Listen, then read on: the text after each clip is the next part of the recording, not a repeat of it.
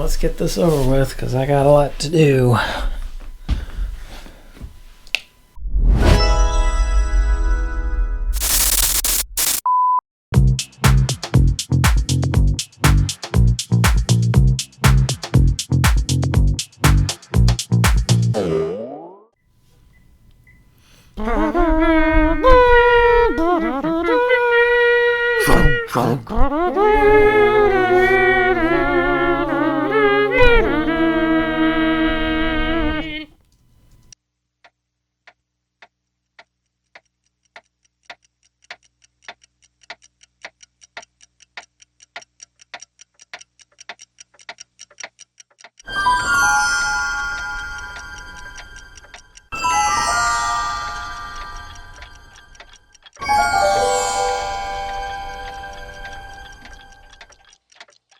First, you turn the time circuits on.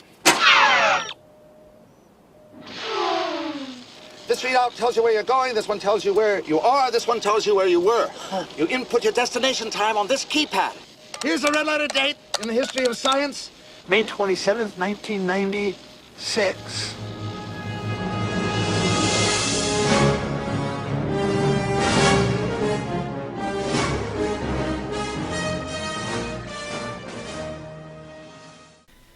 That was the opening segment of my latest video project. I'm pretty sure I've mentioned in the past that I frequently do something fun at the beginning of a video project. These are all for family. It's just home movies type stuff, so means something to us. Isn't going to mean anything to anybody else. Where was I? I try to make it relevant or topical for the person I'm making the video for. And it almost always draws from some sort of pop culture, movie, TV references. In this particular case, Back to the Future. So for this episode, I want to do a behind the scenes video to walk through how I produced that short segment, because it took a while and it was interesting. To me, at least. Might be to you too. Quit yapping. Let's get to it. So for the Universal logo, I just found this on YouTube and made a copy of it, except that I added my own vocals. Yep, that was a fun part. After that, just mimicked the original opening credits, replacing my name for the producer and the director, since I was both the producer and the director. And then for the main logo, as you can see, it's just a reasonable approximation of the actual logo. I didn't have time to do all the fancy reflections in 3D, but it gets you by. First, you turn the time circuits on. So for the beginning here, they just line up perfectly. There wasn't anything that I really needed to change. I could let Doc do his thing. However, when he gets to the point where he wants to talk about going to see the signing of the Declaration of Independence, or going all the way back to the first Christmas, I didn't need that. Now at this point I had to cut away from Doc early because he starts to say November and I want to put the May date on there. And as far as how I did that, we're going to do a deep dive on that next, because it was the most complex part. Alright, so the first part of the opening is divided into three sections. There's the Universal logo, there's the credits, and then the Back to the Future logo. The Universal logo also has my singing down here, which I've called fanfare. Kind of like I did it in the Disney opening last fall. I just recorded myself a few different times. Unlike that opening, this was supposed to be ridiculous, and it is.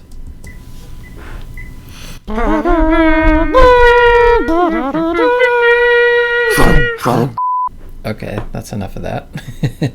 In the next section we have the opening credits. So what I have behind the opening credits is the original, and then mine on top of it. And I just did that to kind of get the font size and color the way I wanted it.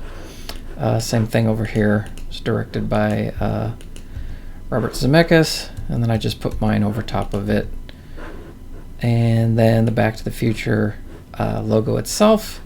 This is actually a still image that I created in Affinity. It's just a font, and I did some warping on this just to give it the right size and shape. There's some outlining going on for shadows and whatnot. And then once I had that done, I split it into two, the top part and the bottom part. Again, if I hide mine, you can see the original behind it, which I used for a reference. It's nowhere near the same logo. As you can see, the real one's got all the fancy highlighting and reflections and stuff. That's what I call diminishing returns. I get the same payback for this simpler one. And then mine had to go longer than the original because there was a lot more words to read here. For this part, we get to the actual time circuits, and this is where the payoff is because I insert the birthday over the Back to the Future date from 1955. You turn the time circuits on. Now the thing that's interesting, if you look at this really closely, is the way, and I'm going to step through it a frame at a time. So the year and the day pop up and the time almost immediately. That's like 1-2 frames to come up to full illumination. Then there's a pause, and then it takes about 3 or 4 frames for the month to pop in. And the other thing that you can see, if we zoom in on this, is that the December is blurry. And if you look at the 1985 here, that's in sharper focus. So that was part of the feel of it, and to make this more realistic, I wanted to do that as well. So how did I do that? Well, here's my final clip here. I'm using DaVinci Resolve, and I did this with Fusion. It's basically all in this clip. So where did those pieces parts come from? Well, first of all, in Affinity, I did have to come up with the parts separately. Now, this was just a regular font, but I've gone ahead and pre-blurred it and also added in this gradient here, because as you saw on the December, those letters aren't all the same illumination. They're kind of brighter in the middle, as if there's a bulb behind it. So that's what I did here, and I'm not going to go that deep into this because this will be a very long video. This is just my scratch sheet where I wanted to make sure that what I created looked as close to the film one as possible. Now, if we go ahead and open up the Fusion clip, what you're going to see is all the nodes that go into this. So what we have here is the blank background, which I was able to grab from a short bit of the film before the 1995 date came in. But then I had to take my 1996, my 27, and my May, and I had that one graphic. I had to split that into 3 in order to get it to line up better. So although I've done the blurring of the letters and the gradient shading and put them into place, this really would not look real unless I match moved it with the background. So if you look very carefully, you can see because of the handheld camera that the time circuits are moving. They're shaking very slightly within the frame. And what DaVinci has down here is this thing called IntelliTrack, at least in the studio version. And that lets me pick a fixed point on the frame, and then I tell it to watch that point and see where it moves.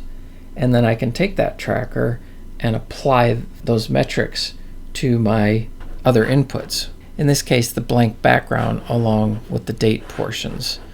So when that gets put all together, you can see over in the right window here how it shakes a little bit in lockstep with the background. So now as far as when it fades in, this one comes in quick like we wanted. This one comes in a little bit slower, and that's all built into keyframes inside these nodes. So as you can see from the timeline, this is the one that sat over top the one from the original movie, the November 5th. But because he started to say November 5th, and we could see his mouth say it, I had to put this over top of it. So he's about to say November 5th here, and then I jump to mine, which I've extended out in time to the left a little bit. So then the next part here is Doc's voice. So nowhere in the movie does he say May 27th, 1996. But I have this audio recording down here. If we just listen to that. May 27th, 1996. So as you can tell, it kind of sounds like him. It's not spot on, and as you've guessed, it's because it's AI generated. This is something built into this version of Resolve. But where did I get it from? Well, I got it from Christopher Lloyd. So I've got about 13 minutes of Christopher Lloyd speaking. There's an interview. I said, you know, Parts from the movie where it was just him speaking. 1 minute behind mine. He skipped over that. Things have certainly changed around here. This is it. Posts.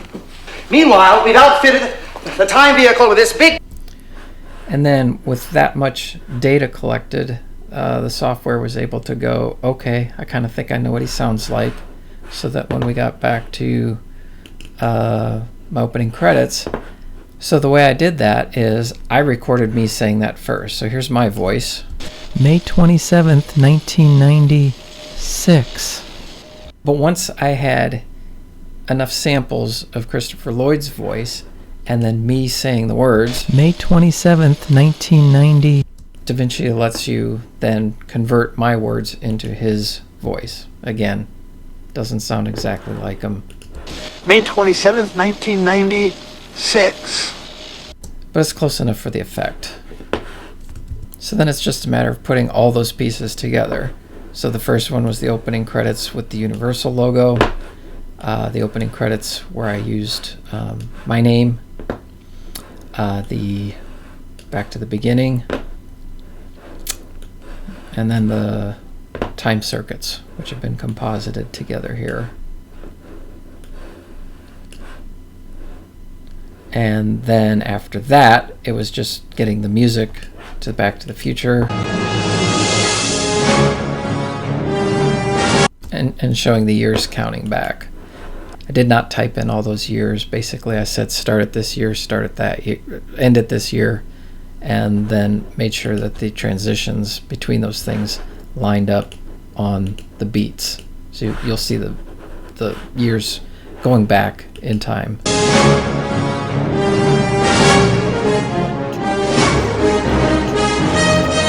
And so on. And at the very end, the part you didn't see was Biff. What the hell is going on here? I wish I knew. Well, that's it for this episode. I hope you enjoyed it. I'll catch you next week, and I will be here next week for the season finale.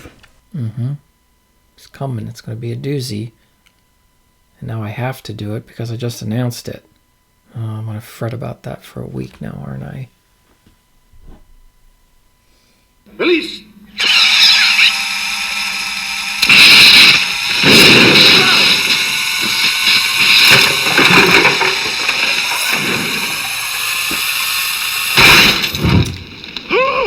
Stay fresh, cheese bags.